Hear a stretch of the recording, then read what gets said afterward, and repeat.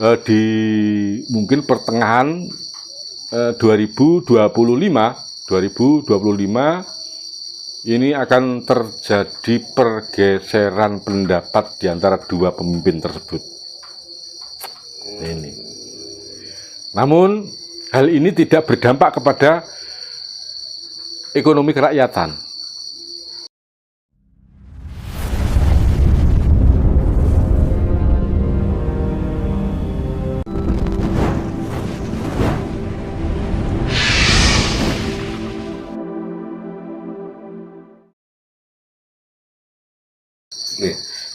Dengan terpilihnya Pak Prabowo dan Mas Gibran sebagai wapres, sosok leluhur siapa di balik beliau-beliaunya ini, Bu? Kalau Romo Edi melihatnya. Kalau Pak Prabowo, beliau adalah Ki Ageng Wonoboyo. Monggo ditelisik, barangkali ada yang menyaksikan tayangan dari Suryo Alam TV ini, fan-fan Suryo Alam TV ini, renungkan kalimat yang saya sampaikan ini, bahwasanya beliau adalah tetungguling Mataram, yang tidak lain adalah Ki Ageng Wonoboyo, yang pada saat kepemimpinannya beliau dijegal oleh Panembahan Senopati atau Danang Sutawijaya. Nah, disinilah si Ki Ageng Wonoboyo tersebut bangkit untuk menenteramkan, menata kembali suasana Indonesia Raya. Kalau Mas Gibran sendiri? Kalau Mas Gibran sendiri, ini sebagai Abimanyu. Abimanyu putra Harjuna, bukan sang Parikesit. Jadi Abimanyu ini menjadi Nalindra Alit. Nalindra Alit itu kekuasaannya kecil. Nah, saiki biar biung jenenge wakil, iku tetep manut apa perintahe presiden. Tapi di era Prabowo dan Mas Gibran ini beda. Mas Gibran punya wilayah sendiri. Maksudnya gimana, Bu, itu punya wilayah sendiri?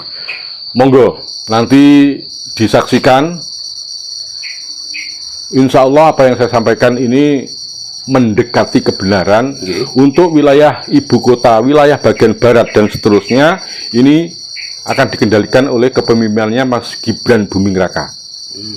Indonesia seutuhnya milik Pak Prabowo. Dan apabila Pak Prabowo tidak bisa melangkah karena sesuatu dan lain hal, Mas Gibran yang akan menggantikan. Tapi dalam berjalan ini, Mas Gibran dan Pak Prabowo akan selalu beriringan. Berarti intinya nanti ke depan akan terjadi yang namanya Ratu Kembar ini, Bu?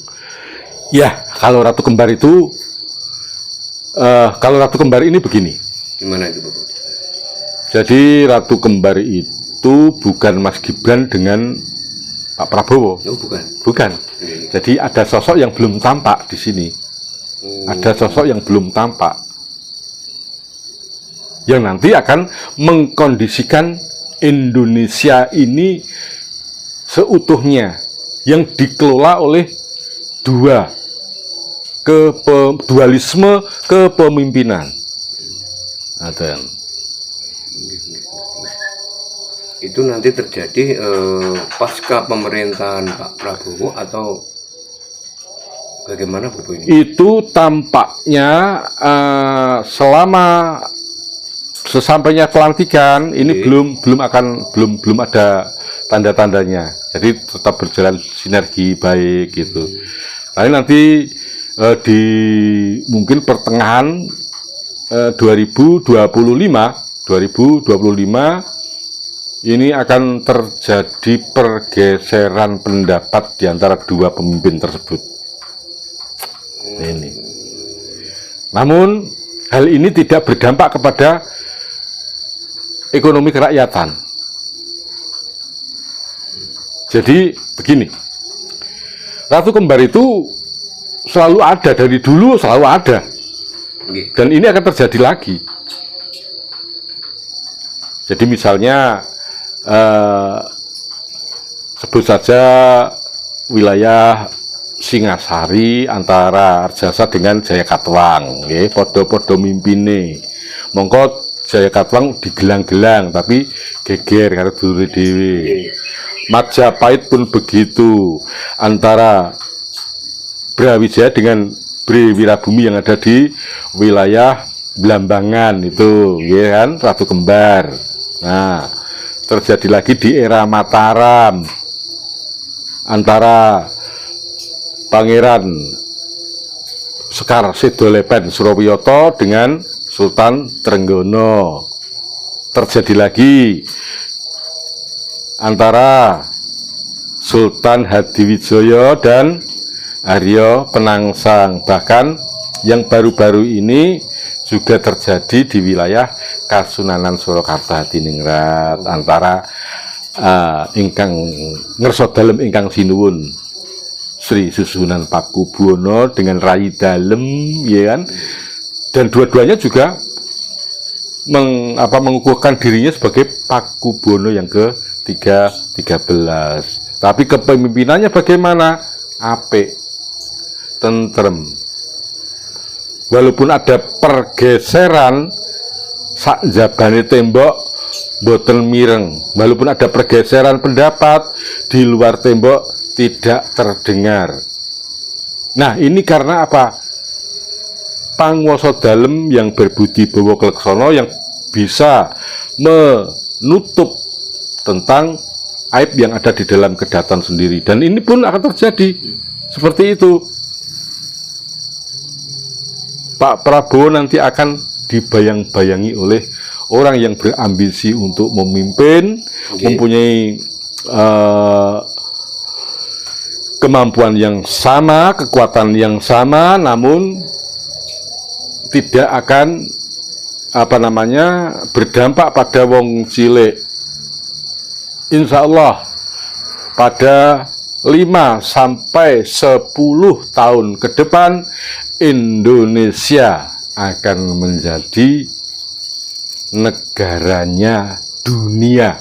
Mercu suwaring bawono. Pasti Ki Romodu. Kalimat pasti itu yang menentukan Dat yang Maha Esa.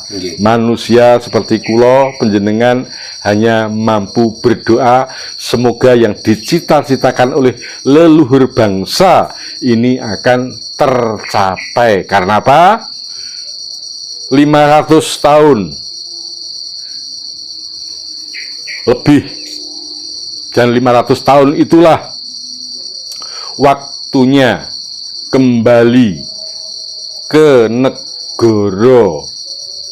emas, negara kencono, seperti yang diwasiatkan oleh Sabdo Palon.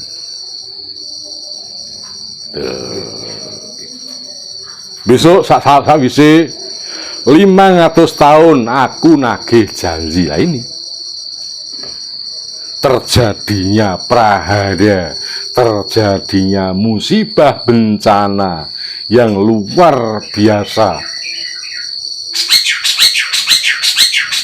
Kalau kita melihat tahun-tahun yang lalu ada banjir, itu ada di daerah mana, kabupaten mana, ya kan? Ini serentak mulai dari wilayah Demak, Semarang, Purwodadi, Grobogan, terjadi semua. bersamaan dengan waktu yang bersamaan. Kudus, Demak yang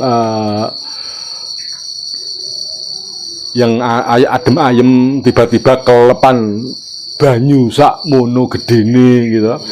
Kalau Semarang ya selalu ada banjir, tapi ya tidak separah ini. Namun sejauh ini untuk kerugian nyawa tidak ada. Karena apa? Diayomi oleh para leluhur Jawa itu. Karena memang kembalinya ke kesucian lagi, air yang mensucikan. Mungkin di antara putra putri saudara kita yang dengan sengaja ataupun tidak sengaja melakukan kesalahan, dengan air yang melimpah ini bisa mensucikan segala kesalahan, aib serta noda dan dosa.